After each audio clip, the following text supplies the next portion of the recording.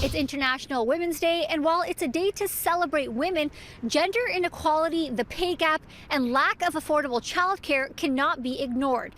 Advocates say all levels of government are failing women, the pandemic highlighting the severity of the situation. The pay gap for Black, Indigenous, racialized women, migrant women is so much wider than just women.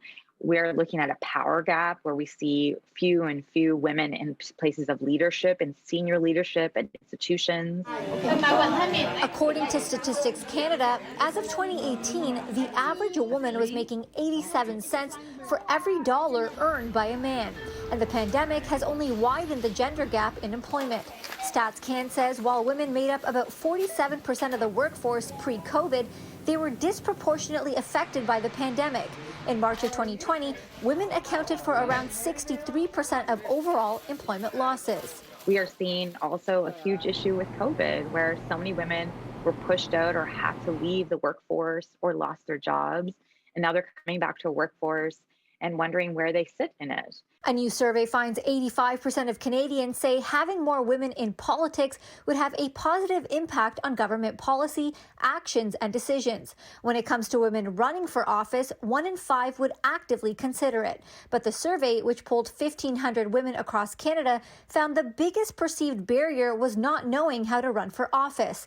It also found women are being approached to stand as a candidate half as often as men. We know there's amazing women out there ready to step up into politics, and we need to do a better job of asking them.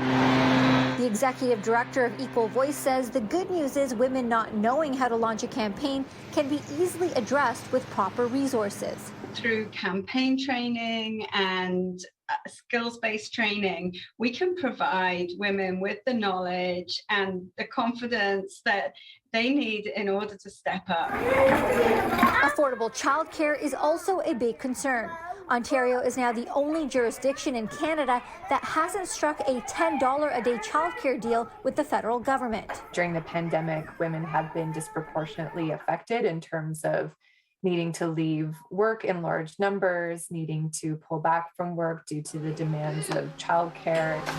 Until a deal is reached, advocates say there needs to be systemic changes. There's a need for workplaces to acknowledge the need for flexible work options and just for accommodations that might be needed for individuals to manage everything that's going on in their lives. Advocates we spoke with say getting women into leadership roles is vital, but added policies need to focus on ending misogyny and helping all women, especially women of color and trans women. For City News, I'm Maleeha Sheikh.